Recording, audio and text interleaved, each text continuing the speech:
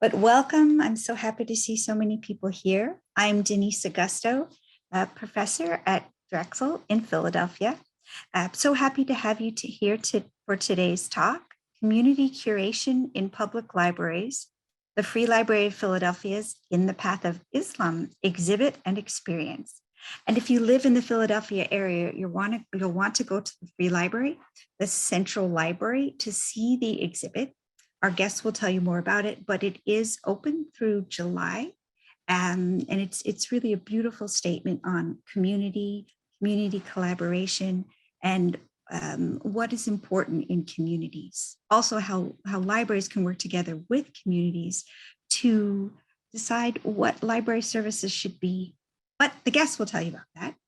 And let me mention that today's talk is sponsored by Drexel University's Center for the Study of Libraries and Information Society, which is our organization for public discussions about libraries in today's world.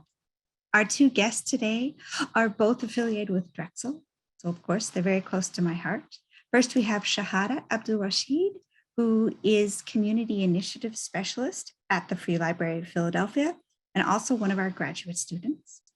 And Caitlin Goodman, curator in the Rare Book Department of the Free Library of Philadelphia, and she's one of our graduated graduate students. So thank you so much. I will be keeping my eye on the waiting room as the talk goes on, and I will now pass the screen sharing and the conversation over to Caitlin first, I believe. Yes, if that works for Shahada, I think is trying to figure out screen sharing on her own part.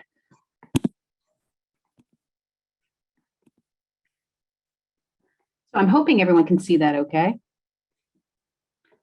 Shahada, do you want to switch to yours after a couple slides, or how would you like to handle it? Yes, we can do that. Do you want to do it now, or do you want me to start with these? You can go ahead and get started. Okay. So thanks everyone so much for coming. It's really sort of fun to talk to the Drexel community about this project that Shahada and I have been working, as we discussed today, like a lot of years on. And so I would be remiss if I didn't start by saying that, like, we're going to talk mostly about the exhibit portion tonight, but this project is much, much more than just the exhibit portion. And so that was like a really interesting learning experience for me.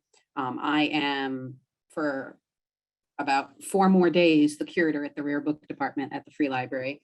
I'm leaving for another position next week, but I do a lot of exhibit work.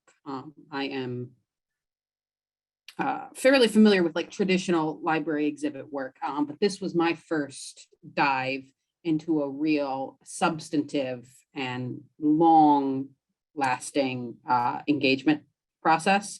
And I think, it's interesting to see how much I've had to stretch and how much I've been able to learn about doing this project.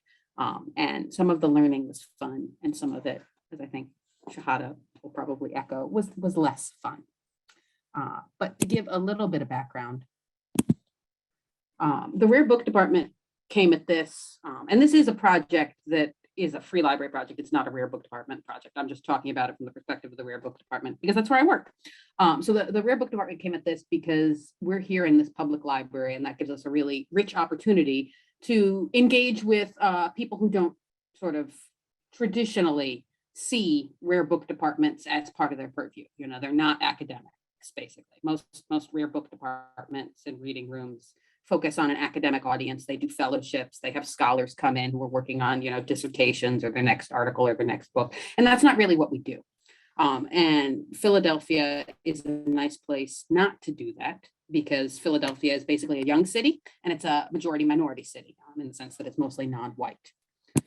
The Free Library is a big institution. I'm sure all of you in Philadelphia have a glancing familiarity with it, if not more. There are a lot of branches. It's all over the place. It's well embedded in the geography of the city, but it's not necessarily well embedded in the communities of the city. And that said, the Rare Book Department is not, or was not at all well embedded in any part of Philadelphia. Our galleries were traditionally retired white people who are very lovely, and we love seeing them and we continue to welcome them, but we weren't doing a very good job of reaching the public. And so for us in the rare book department, one of the things we were thinking about is how do we make the inside of the rare book department look more like the outside of the city? And the answer is partly to stop thinking about getting people inside the rare book department. You know, that's a pretty old-fashioned way of thinking about things. But that's one of the ways we started. And so my colleague, Joseph Shemtov, who's the special collections coordinator at the Free Library, and myself connected with Shahada in 2019, because we had been working on a big digitization project to catalog and put online all of what, you know, the academic world calls the Islamicate manuscript culture. So the manuscripts of the Muslim world, which were about 100 handwritten books from predominantly India and Iran, but from countries that had substantial Muslim populations. The books were about half religious and about half secular, so they weren't necessarily Islamic books, but they were from Muslim lands. And that project was a success. It was a consortial project. It was successful in drawing scholarly attention to these works that had been collected in a sort of colonialist fashion by, you know, this dead white man who bought a lot of books and then gave them to the Free Library. And so it connected us with new scholarly audiences, but it didn't do anything for engaging with a wider public and with a general public, because there's no great website to go to where there's like pictures. It's very digital humanities. It's very tech heavy. And so we were thinking about how Philadelphia, you know, really is a very Muslim city, and most of the Muslims in Philadelphia are Black Muslims. They're indigenous to the city. And so how do we make this collection meaningful, not to the scholars across the country who may study Islamicate manuscript culture, but to people right here in the city who have a different kind of connection with things? Shahada, was this where you wanted to weigh in? Yes, I'm ready to share my screen. Ah,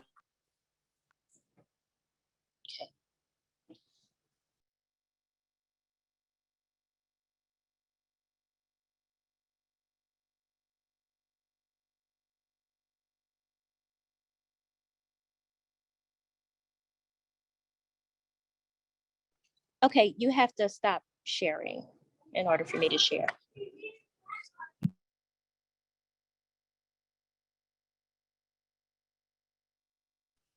Looks like her connection froze.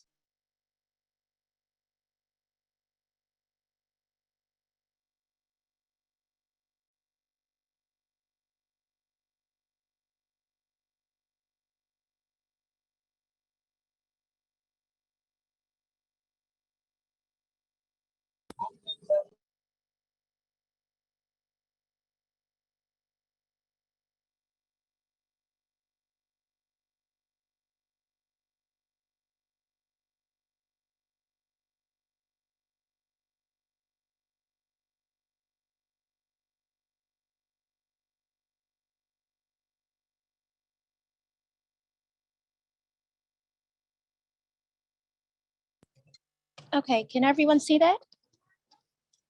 Okay, Caitlin already started. So I'll just go ahead and finish. So we did outreach to the community, and a part of our outreach to the community was with the indigenous. I'm sorry, I don't even think I introduced myself. Let me start there. I'm sorry. My name is Shahada Abdul Rashid. I'm a community initiative specialist with the Free Library of Philadelphia. And we've been working on this project for about 3 years. I'm a part of the staff team. But I like to call myself the resident Muslim. And you'll see why later on in the presentation. So, and I'm also a member of the indigenous community that we were trying to build a bridge with and have a relationship with. So this is where our outreach started. We started reaching out to imams in the Philadelphia area, Philadelphia and the Delaware Valley, and you'll see a lot of them pictured here. We had them come in and see ourselves. The first thing is to show them what it is you have and try to get them interested. So this is imams from all over, Chester, all parts of Philadelphia. And we had a second visit at the bottom where we have the imam and he brought his wife with him. So we were all here at this time, but I took the picture. So that's why you don't see me.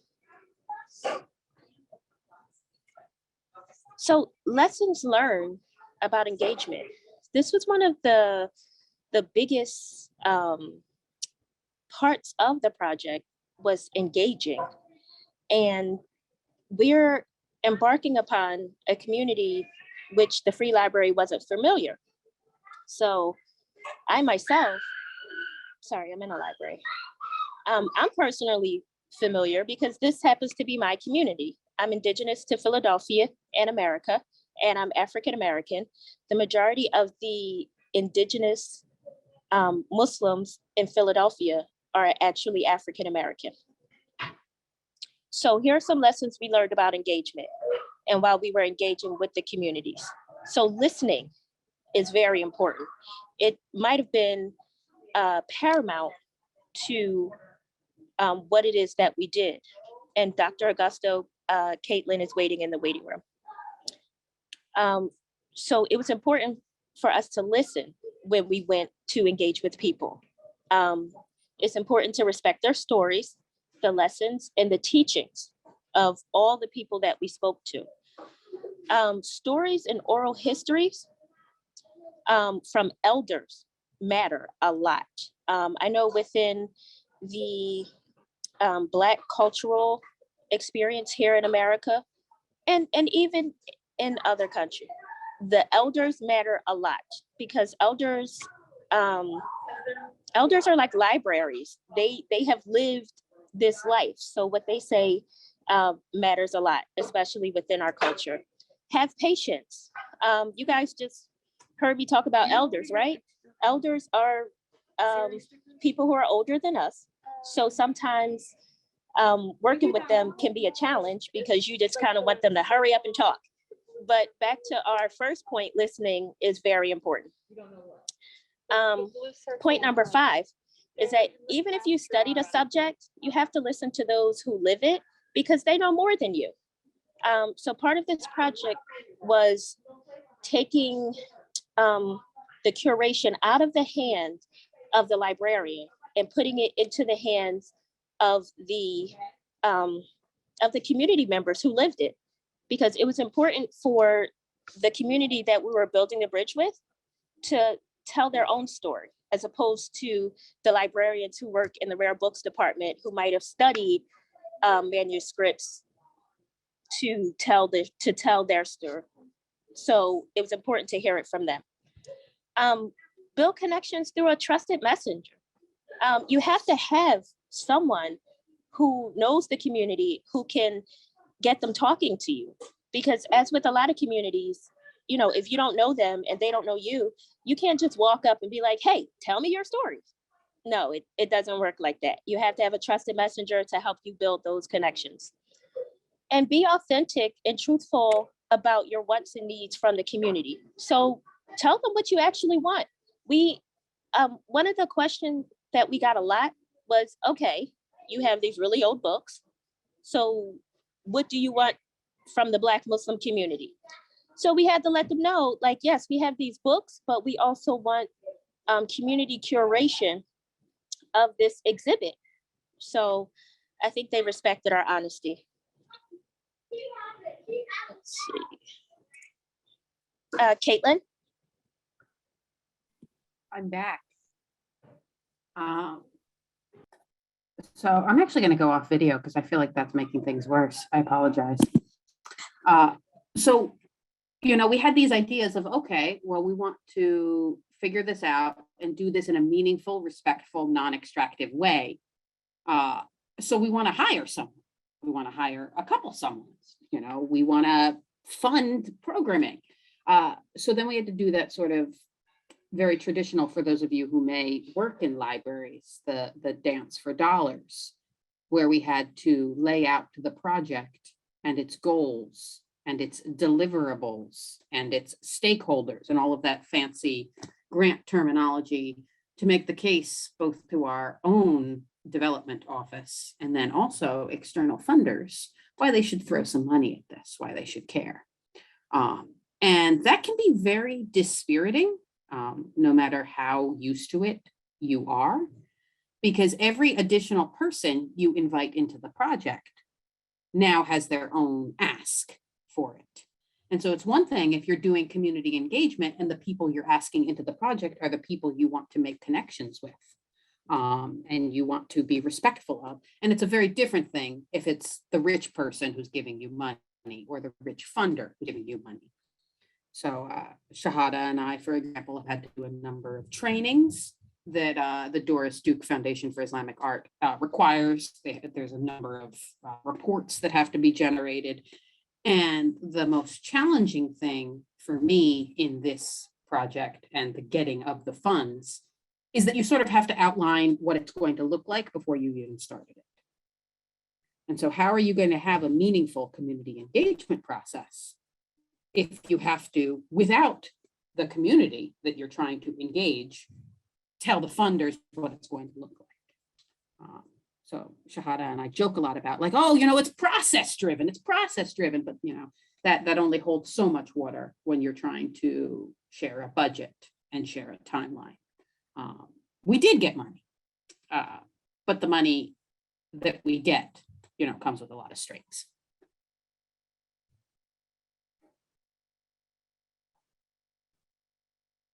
Shahada, that's my piece on that. Okay. So, hold on, I've flipped the slide already.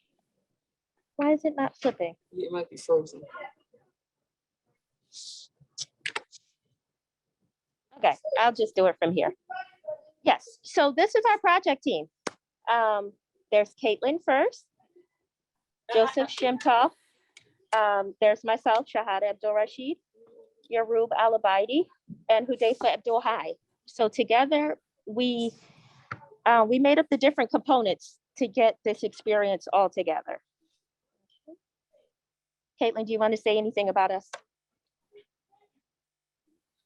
That it was funny because, we're doing this free library project and we're farming some of the work out to contractors. And that's always like sort of a challenging thing to do because, Shahada, Joe and I, we get paid for our day job.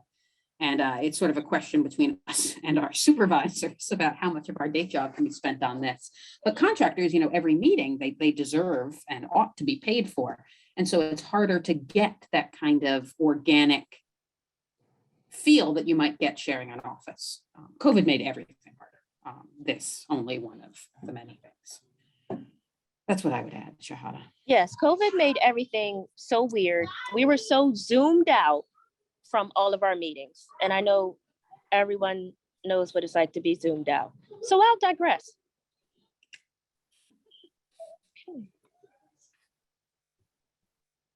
Do you mind if I interrupt you? We had a question in the chat. What do you mean by being indigenous to Philadelphia? We will get to that. Thank you. We will get to that. If I can get to the next slide. Sorry, our technology. I see your mouse moving. Yeah. So you're not frozen. Okay. Sorry, There we go. my children are freaking out.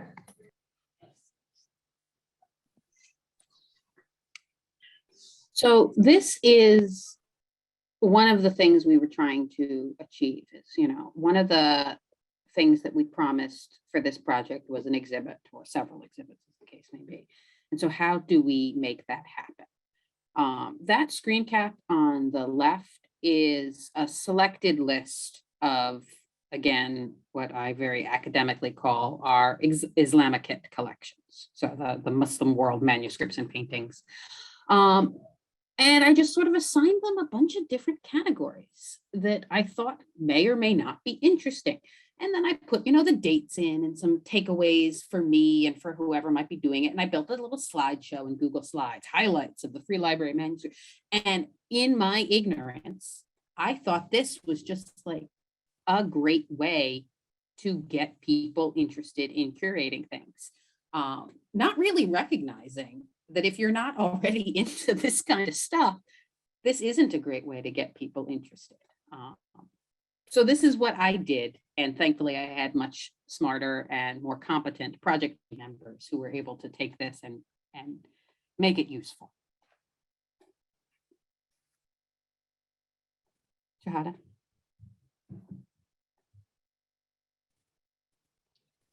Yes, so here is an example of one of our manuscripts.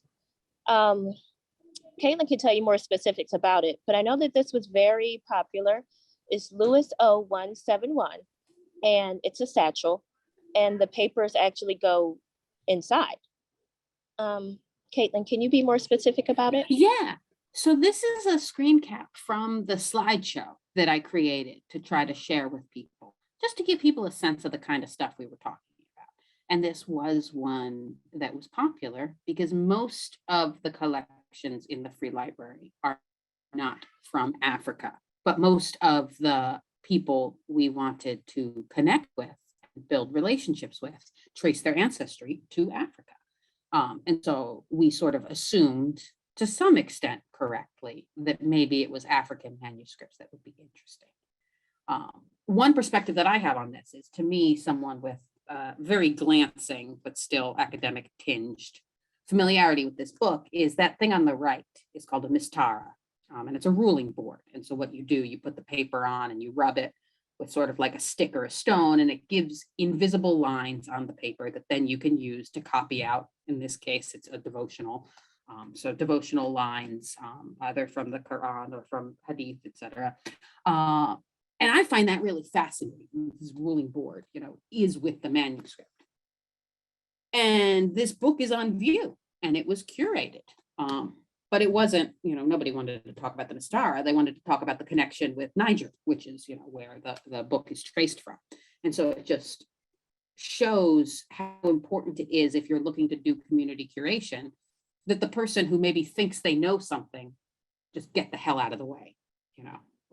We don't need to say when it was made. We don't need to necessarily say where it was made. We don't need to say that this is a Mistara and it's a ruling board and it's putting the lines down, because it doesn't matter. It doesn't matter to the story that we're trying to tell, which is to make a space for other stories.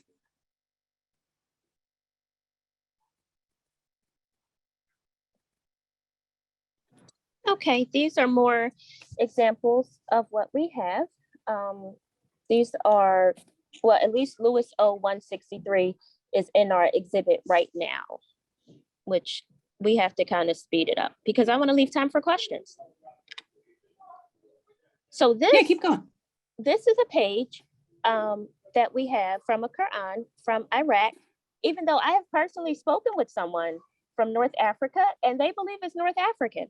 But one thing that we can guesstimate is that it's from the year 1000. And this is currently at the King Sesson Library, 1201 South 51st Street. So come see it. It's there right now. Okay, so here's a big part about our community curation. The first thing that we did was orientation sessions. Because remember, we talked about how in order to get a community to talk to you, you have to send a trusted messenger, and they have to know what you want and why you're doing this, why they should help you, why they should even listen to you. So here's one of our curation sessions. And this was a curation session with young people. We had more curation sessions, and you'll see in the picture there, that's me, Brother Hudayfa, and Joe Shemtov, and our one person signing up. Like, we did all these curation sessions and we got maybe one at a time. So we were like, wait a minute, we have to do something else. So we tried to reach people where they are, and we went to the radio and we did a show on Living Islam Today. And I think that got more people interested because after that, it was, I heard you on the radio. Tell me about the thing you're doing at the library. So we had to change our strategy. We also have here Yaru, a member of our staff team, and we did a show and tell, and we posted it on YouTube to get a different demographic of people who may be online a lot, but can't actually make it out to orientation sessions. But all of these are to get people interested in what we have. And then we came upon problems because as we saw, we had people signing up for the curation, and curation was a really big part because the curation turned into the labels for the items in the exhibit. So we can't have items in an exhibit and nothing written about them.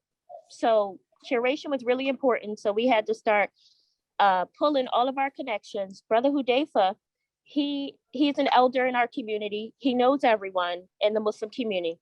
And he was able to pull his connections and his relationships all over the city.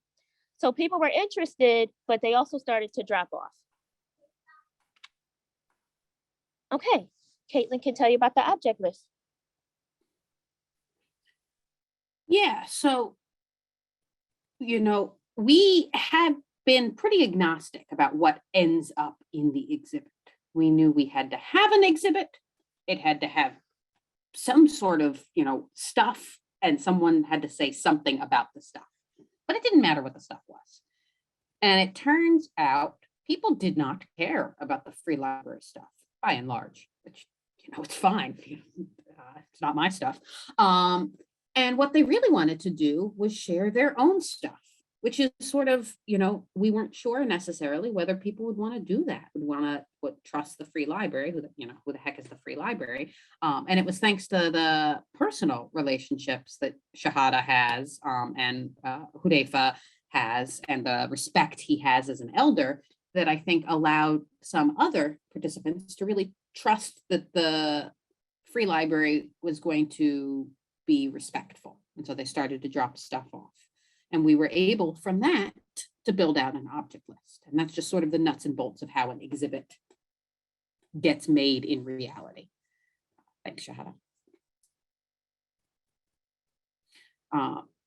One thing that was interesting is people would drop their stuff off. And this all happened while I was on maternity leave. So I come back and there's a room just full of stuff. Tons of stuff, all who knows what the stuff is, who knows where it's from. Nobody, did any paperwork.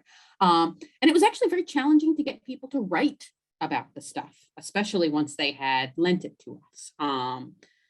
Nabiha Parker is an exception, and that's whose content you see there. She lent us a beautiful piece that she has in her home, and then she wrote a beautiful commentary on it.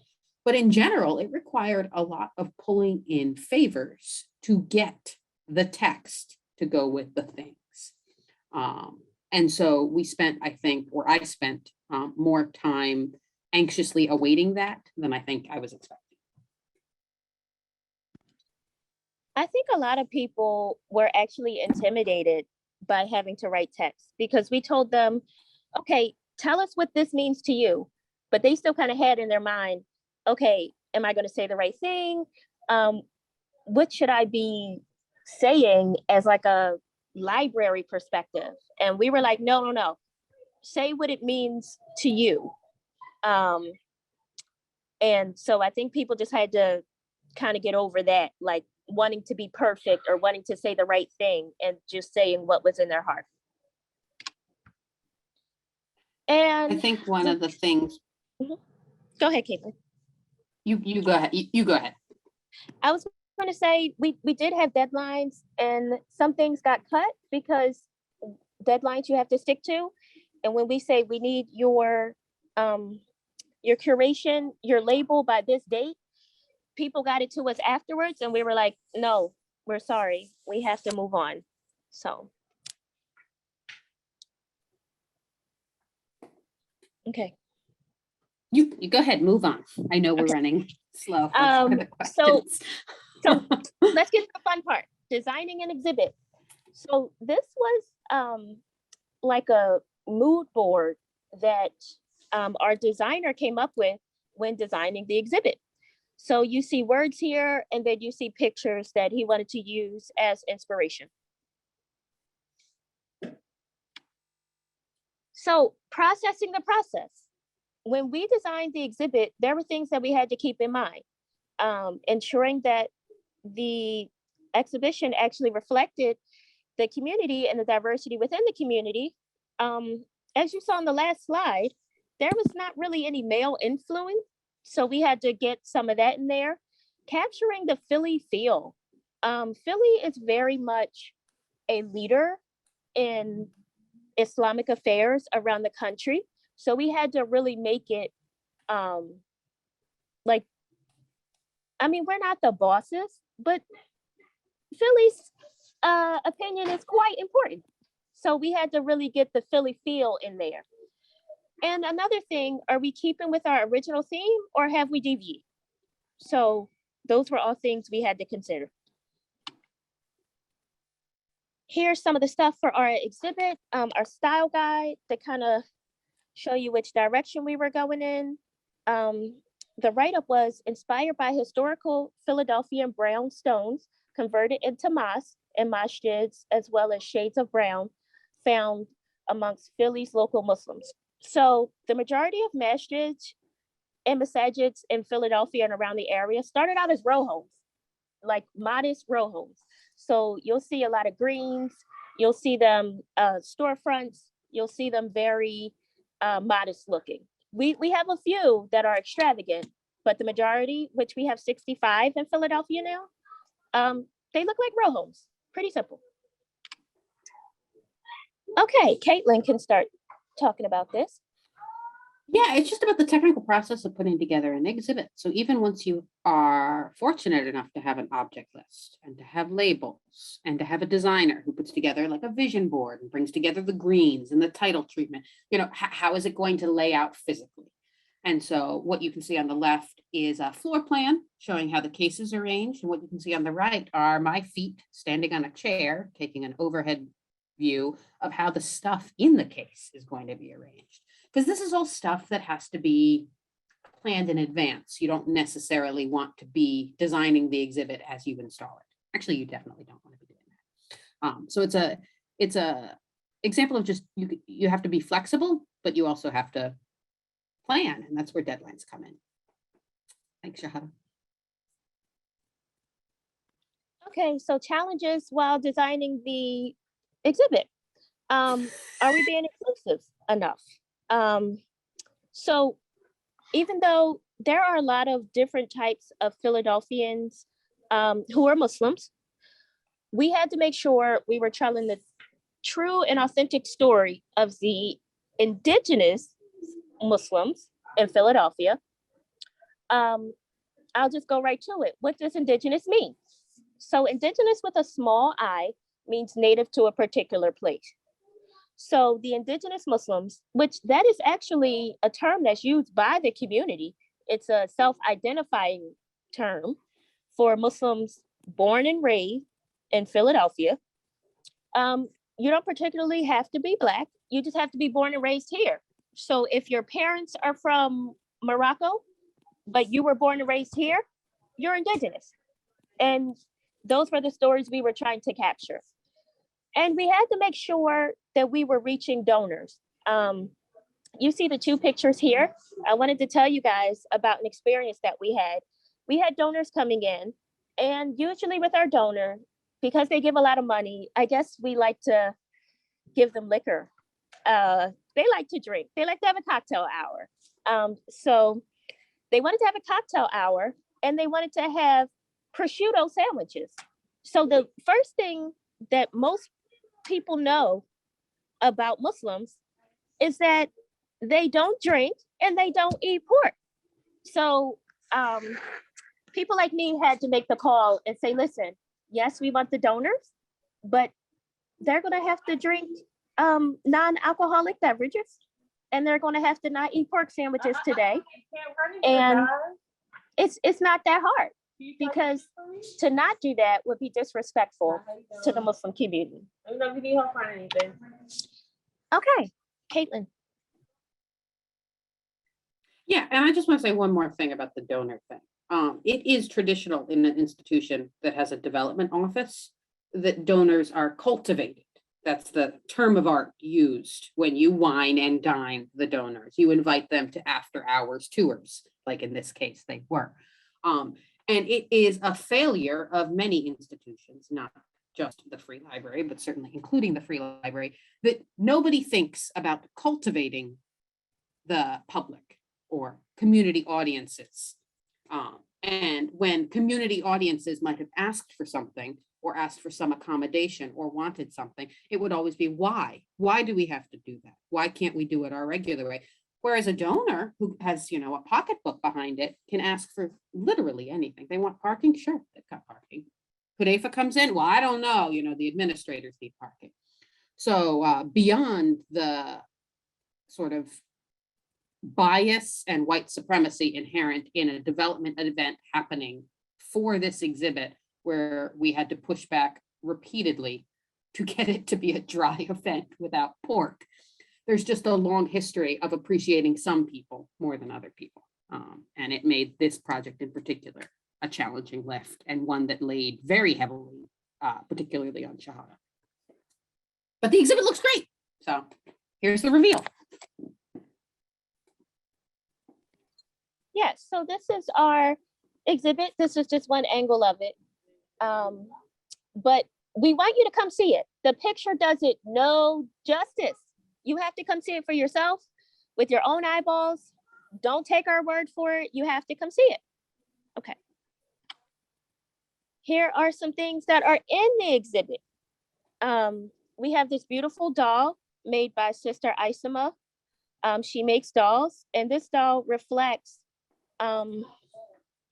what a typical Muslim woman in America could look like. And I also learned something. I learned that all dolls have names, which I didn't know that because I don't collect dolls. And then we have one of our beautiful pieces here that it really reflects the spirit of the exhibit. It's this beautiful fan. It says Ayatul Kursi, which is one of the most important ayats in the Quran, the Muslim holy book.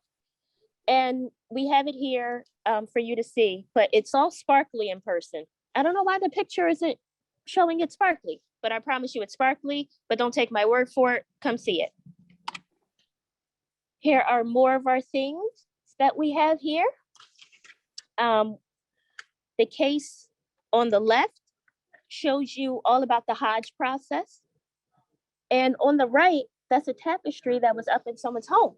So a lot of these items are definitely given to us by people. Well, they loaned them to us. Like if you see in the Hajj case, what looks like white towels, that is what the men wear during the Hajj process. And then when you die, you're buried in that same garment. So someone loaned theirs to us. So we got to make sure we get that back because it's really important. Everything in that case was lent. What'd you say? Everything in that case was lent. The Quran in it is actually, I think, my favorite object in the exhibit because the story with it is so good. So you always have a so favorite come object. see it. That one's mine. Okay. Read the story yourself. Here are more angles of our exhibit. Okay. But you got to come see it. Okay, but wait, there's more. We're not just an exhibit. We are calling it In the Path of Islam, an exhibit and an experience. So in addition to just the exhibit that is at our central branch, which is downtown at 19th and Vine, we're also having community programming. You'll see henna. We're having henna parties. And we're also having programming surrounding a circulating traveling trunk. You'll see me right here. That's me. And I'm doing a presentation to kids about their circulating trunk. And we put some items out here so you can actually see what's in there. So we have the circulating trunk. And right now, it's actually in your neighborhood. It's at the Durham Library at 34th and Haverford. So no excuses. go see that, and then go across the Spring Garden Bridge and see the whole exhibit. That's my plug. Here's the story time with world-renowned author Jamila Tompkins Bigelow. She wrote Mommy's Kimar, and that's her doing a story time. As well as we'll drop our event calendar link in the chat. We'll be having a culinary experience by Chef Jamila Bilal. It's called No More Boring Dates. And she shows you how to make all kind of delicacies with dates, which are quite delicious. And just for fun, here are some pictures. That is myself and Dr. Augusto, even though we have on masks. That's myself and Caitlin. I helped her wrap her hijab. And you'll see why she needed to wrap her hijab in the last photo, because we were installing a 300-year-old Quran in one of the masjids. And when you come to a masjid, you have to be covered. So I helped Caitlin wrap her hijab so that she could be covered and she could be cute. So that's Caitlin. Cute's a stretch, Shahada. I was not cute, You were very cute. but I did better this week when I wore one. So give me time. So that's the end of our presentation. But we want to thank other people who are making our experience possible. Dr. Leo Schultz, Sister Aisama Muhammad Munir, Mr. Abdul Kareem, and Mr. Ali Salam. They're all doing programming for us. As a matter of fact, Sister Aisama, she does tours. So feel free. Caitlin, can you drop the link in the chat for people? Oh, it's already there. I just linked Caitlin to is still the official. sort of landing page, and then people can poke around there. Yes, so poke around our landing page, find out where our events are, and come. Okay, that's all I have. I think we're ready for questions.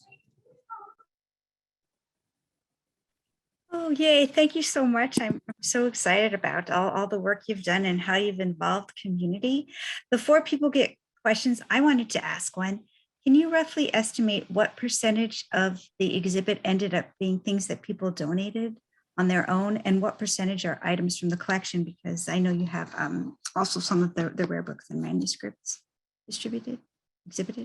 I would say about 60% are lent. 30% are the free libraries, and additional 10% were made custom by contributors who gifted them to the free library. Thank you.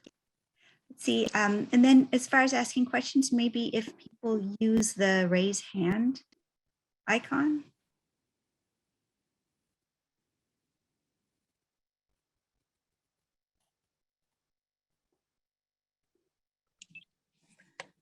Yes, don't be shy. Ask us questions. Sorry, I keep getting my internet unstable, so I'm going off camera again, but I'm here.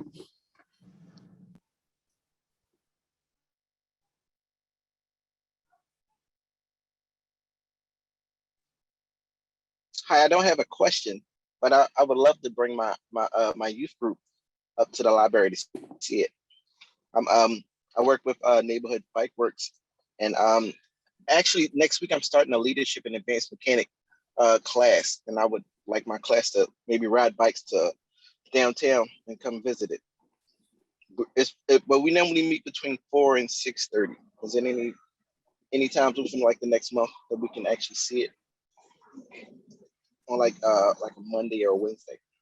Or is this the wrong meeting to ask for that? Okay, so I can say that, so right now, you want to come visit. The library is open from 9 to 5, Monday through Friday. We don't have weekend hours right now due to budget constraints, but hopefully when the new fiscal year comes, we will be able to add weekend hours, but there are no promises on that right now. But as of right now, you are welcome to come Monday through Friday. If you wanted to come at 4, if you could be there at 4, exactly, because the library closes at 5, I could make sure to give you a personal tour from 4 to 4:45. So we can definitely do that. But the library is open Monday through Friday from 9 to 5 right now. But we do still have that other exhibit at the Durham Library at 34th and Haverford right now. So feel free to come see both of those. But if you drop your information, we could talk offline about that. Thank you.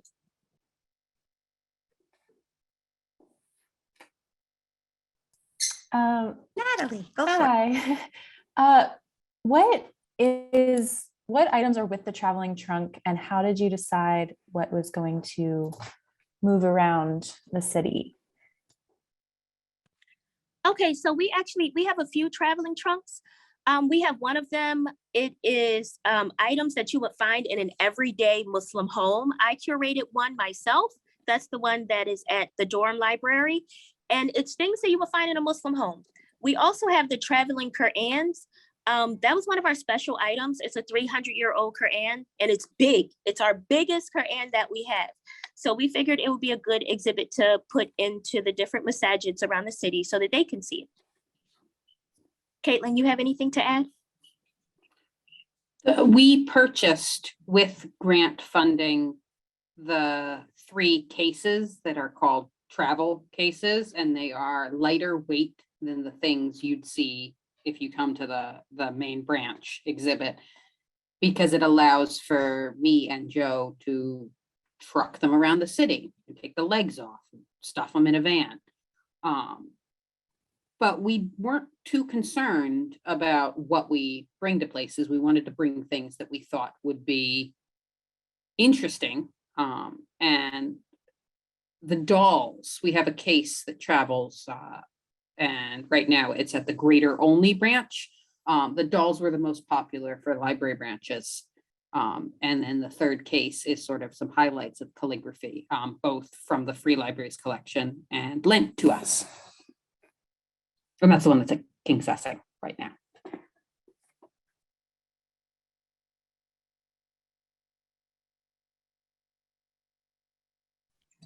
Any other questions? Sam? Not sure if this is too specific. Just let me know if you don't know the answer. But with that, that supposedly Iranian Quran that you said someone thought was actually North African, do you remember why they thought it was North African rather than? Yes. Yes. So when they looked at it, they thought it was North African because of the way that the letters were shaped. And so Arabic letters have vowels on them. And they said the way that the vowels were written they were from Morocco themselves. So they were like, this looks exactly like the text in my home country. Like they were like, this looks exactly like it. They were like, it's no way that this is from Iraq. And I said, well, I don't know for sure. They were like, no, this looks exactly like what we have in Morocco and like Ethiopia. It looks exactly like the really old Qur'ans that we have here. So just the way the letters were shaped and like, I guess the coloring on the dots and where they were placed, like the script is what led them to believe that. Thanks, Shada. Thanks. And I think an interesting thing about that is the Maghrebi script, which is the traditional sort of old-timey, I'll say, Moroccan manuscript. Maghrebi evolved or was developed directly out of Kufic. And so that 1,000-year-old piece is Kufic. And it's called Kufic because it was originated in Kufa, which is now in Iraq, although, of course, exists as a country in the same way 1,000 years ago. But it's interesting seeing how scripts evolve, and particularly how they share sort of commonalities, and you can date something by those vowel dots that Shahada was talking about and things. Interesting. So Lata? Sorry. someone asked about indigenous. Did we answer your question to your satisfaction? Does everyone here know why the community calls themselves indigenous?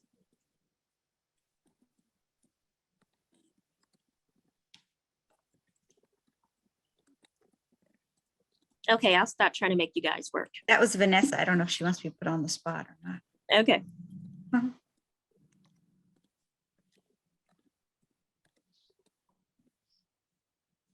Okay, yeah, she wrote in the chat. How about Lata had a question?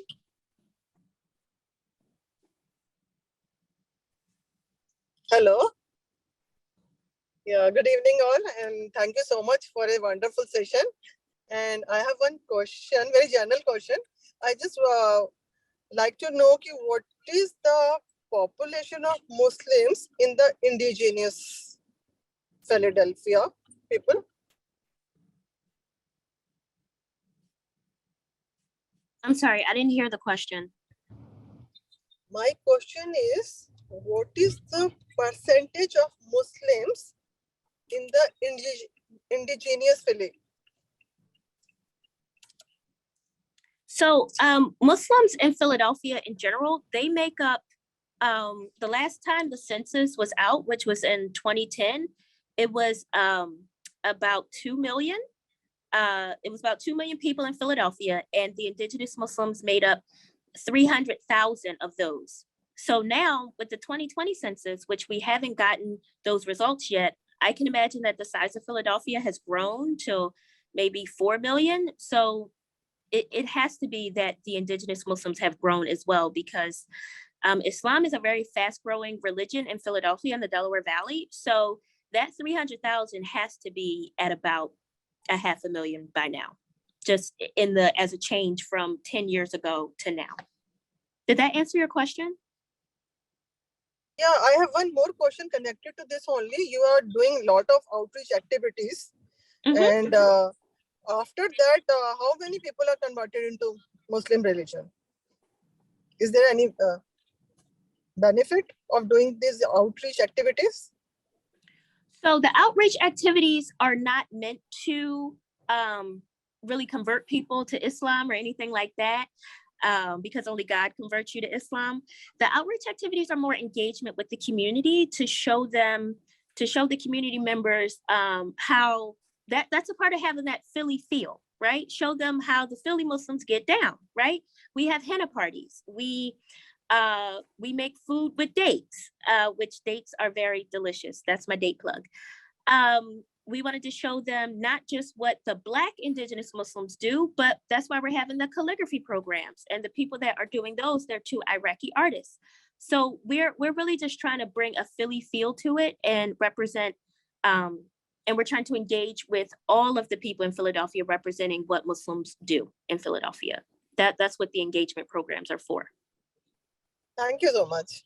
You're welcome. It's right at 7 o'clock. Oh, Sam just looked up 1.6 million people in Philadelphia proper and 6.2 in the metro area. Let's see. Any other questions before we say thank you so much to Shahada and Caitlin? And then we all promise to visit the exhibit. Yes, I plugged it so many times. You have to come. 1901 Vine Street, Monday through Friday, 9 to 5. Through July 31st. Through July 31st. But it's only May 11th. You have some time, but not too much time. We worked on this for 3 years. Come see it. My goodness. All right, thank you so much. We are so grateful for your time. Every time I talk to you about this, I learn so much. It's wonderful. It's such a beautiful celebration of community. So happy. And Caitlin, best of luck with the new job. Thank you. And I'm dropping our email if you have any questions. I should have done that earlier, but now it's there. Thank you. That's okay. It's there now. Thanks, Feel free everyone. to email us. Thank you. Bye, everyone. Thank you guys so much.